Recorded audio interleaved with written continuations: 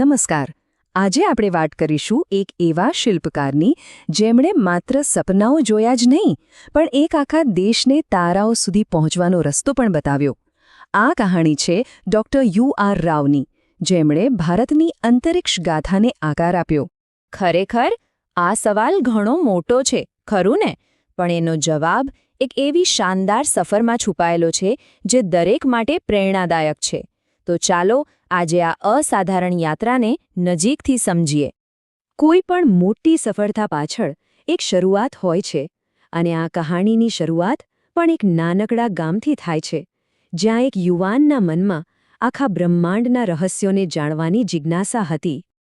તો આ કહાણીના નાયક છે ડૉક્ટર ઉડુપી રામચંદ્ર રાવ. એમનો જન્મ 1932માં કર્ણાટકમાં થયો હતો. એક એવો સમય હતો જ્યારે ભારતનું ભવિષ્ય ઘડાઈ રહ્યું હતું, અને આ યુવાન પણ એમાં પોતાનું યોગદાન આપવા માટે જાણે કે તૈયાર થઈ રહ્યો હતો. નાનપણથી જ એમને વિજ્ઞાન અને ટેકનોલોજીમાં ખૂબ જ રસ હતો. આ જ લગાવ એમને ભૌતિકશાસ્ત્રના ઊંડા અભ્યાસ તરફ લઈ ગયો. એમની પ્રતિભા એટલી હતી કે એમણે અમેરિકાની નાસા જેવી સંસ્થામાં પણ કામ કર્યો. પણ કહેવાય છે ને કે માટીનું ખેંચાણ એમને ભારત પાછા લઈ આવ્યો. એ આઈએસઆરઓ સાથે જોડાયા અને બસ અહીંથી એક નવો ઇતિહાસ લખાવાનો હતો. અને બસ અહીંથી જ ભારતની સ્પેસ સફરનો એક નવો, એકદમ નિર્ણાયક તબક્કો શરૂ થાય છે. એક એવું મિશન જે ઇતિહાસ બદલવાનું હતું. આ મિશનનું નામ હતું આર્યભટ્ટ. પણ જુઓ, આ ખાલી એક સેટેલાઇટ નહોતો. આ તો કરોડો ભારતીયોની આશાઓ હતી, એમના સપનાઓનું પ્રતીક હતું, જે અવકાશમાં ભારતની પહેલી ઓળખ બનવાનું હતું. આ વર્ષને ઇતિહાસમાં નોંધી લો, 1975. આ એ જ વર્ષ હતું જ્યારે ભારતે અવકાશયુગમાં ગર્વભેર પોતાનું પહેલું પગલું માંડ્યું. ડૉક્ટર રાવના નેતૃત્વમાં આર્યભટ્ટનું સફળ લોન્ચિંગ એક ખરેખર એક એવી ઐતિહાસિક ક્ષણ હતી જેણે બધું જ બદલી નાખ્યું. આ એક સફળતાએ ભારતને દુનિયાના એક ખાસ દેશોની યાદીમાં મૂકી દીધું જેમની પાસે સ્પેસ ટેકનોલોજીની તાકાત હતી.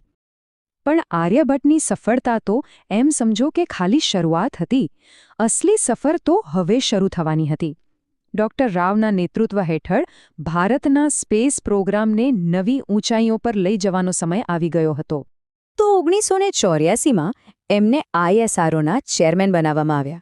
અને પછીનો જે એક દાયકો હતો ને, એ તો ભારતના સ્પેસ પ્રોગ્રામ માટે ગોલ્ડન પીરિયડ સાબિત થયો.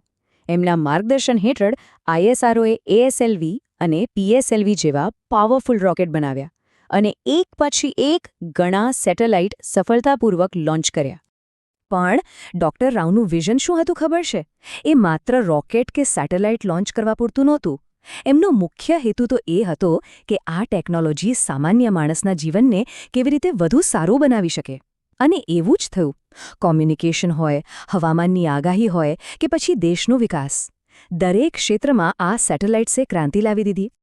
એક વૈજ્ઞાનિક તરીકે એમનું જીવન પૂરું થયું, પણ એમનો જે વારસો છે, એમની જે લેગેસી છે, એ તો આજે પણ આકાશમાં પેલા તારાઓની વચ્ચે જીવંત છે અને હંમેશા આપણને પ્રેરણા આપતી રહેશે. આ એક વાક્ય એમના આખા જીવનના કામનો સાર છે. એમને ભારતને માત્ર ટેકનોલોજી જ નથી આપી, પણ આત્મવિશ્વાસ અને ગૌરવ પણ આપ્યું છે. આજે જો ભારત સ્પેસ સેક્ટરમાં દુનિયાના ટોચના દેશોમાં છે, તો એનો શ્રેય ડૉક્ટર રાવ જેવા મહાનુભાવોને જાય છે. તો આખી વાતનો સાર એ છે કે ડૉક્ટર યુ.આર. રાવ એ ખાલી એક સાયન્ટિસ્ટ નહોતા. એ એક વિઝનરી હતા, એક શિલ્પકાર હતા, જેમણે ભારતના અંતરિક્ષના સપનાને હકીકતમાં બદલી નાખ્યું. સાચા અર્થમાં તેઓ ભારતીય અવકાશ કાર્યક્રમના પ્રણેતા હતા. અને એમનો વારસો આવનારી પેઢીઓને હંમેશા માર્ગ બતાવતો રહેશે.